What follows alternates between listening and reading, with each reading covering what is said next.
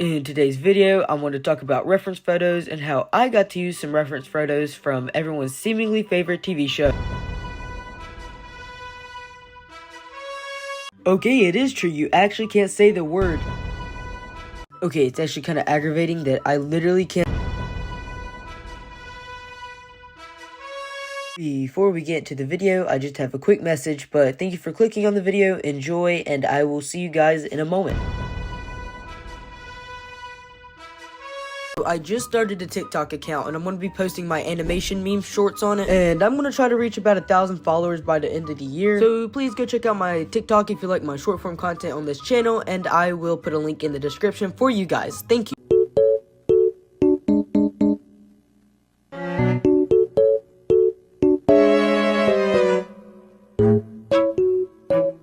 I decided to use these as my reference photos because they have simple portrayed emotions that you could see really well. Actually, I was very impressed with the Invincible artists, especially like the freeze frame. Even if the animation is not the best, they're always really good at making sure the art style is simple and clean, and you know what, I kind of like it. I added a layer behind the Toby drawing, and then I was able to trace the facial expression, and then when I deleted the layer, it gave me what's in the middle now. It's a little unsettling with my character, but that's ideally what I was going for the animation. I kind of wanted the animation to feel out of place, kind of like in the Amazing World of Gumball. They do that a lot by animating stuff that usually typically wouldn't be animated. If you want to become like a YouTube animator and you don't know how to stylize your character, I highly suggest you try looking at some reference pictures. Now, give credit where credit is due. If you use someone else's artwork as like a reference photo, or even you do what I did and just trace over it, make sure you give credit where credit is due, because you don't want to be stealing other people's artwork. And I don't think it's wrong to plagiarize, but also I don't think it's right to steal either. So make sure you're giving credit, which by the way is what I did. I wrote in the community post section twice every time I used one of those photos that I was referencing Invincible. You do need to try to find photos similar to your style unless you're trying to stand out, because sometimes in the animation community you can get carried away with some of the details and your YouTube video will kind of look entirely different, and it kind of throws off the pacing unless you do it intentionally, and then you have to kind of incorporate that into your own style still. So make sure you don't get too carried away with reference photos. It can be dangerous at times. Add your own unique twist to it. Definitely give people the credit they deserve, because otherwise it's going to be a big mess for you. Sometimes it is hard to create an original character that doesn't look like another person's character because, well, there's so many characters already created that it can almost look like you're stealing. Which, even if that's not true, you can always add something, a little detail, a little something here, a little something there to make it your own character. Recently, I've been having a hard time trying to be unique in my YouTube videos because there's so many YouTube videos out there that it's hard for me to create new ideas. Even if I think of the idea in my head and never heard of anyone doing it, someone's already done it, and that's okay. You just gotta make sure you even give them credit because they thought of the idea first. It's good to give them a shout out, and I've not seen another person really talk about reference photos in a YouTube video, and honestly, this isn't my style, so I understand if it looks like I'm stealing content. So if anyone, made a video like this, let me know in the comments, and I will put a pinned comment to their channel.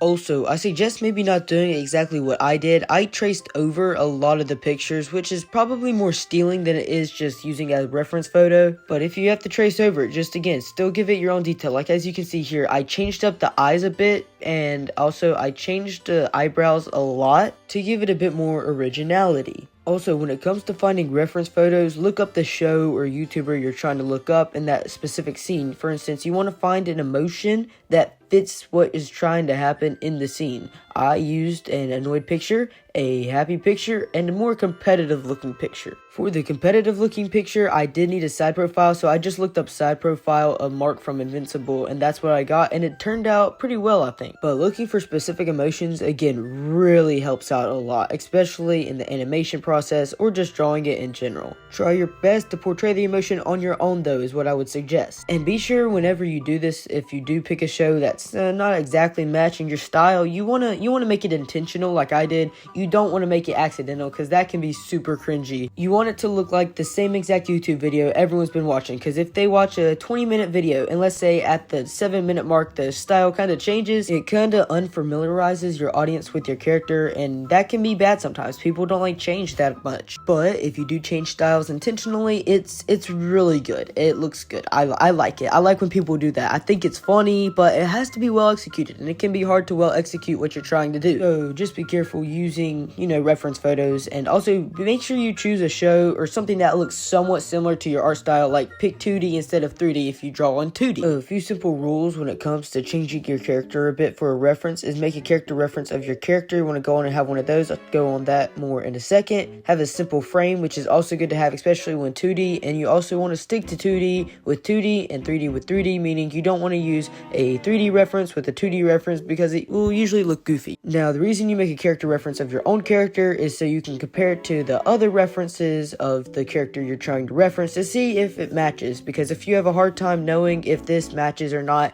having an extra character reference usually helps. As you can see, the frame of my character is about the same as Invincible's, except the shaping is a bit different. This is how I knew that Invincible would be a good art for me to reference, especially for the mean faces, because I saw our skeletons were alike and it looked really good on paper. I fiddled around with a few images before I got the images I landed on, and that is something I suggest you doing, is not using one reference but using multiple references for one picture. That is going to help a lot.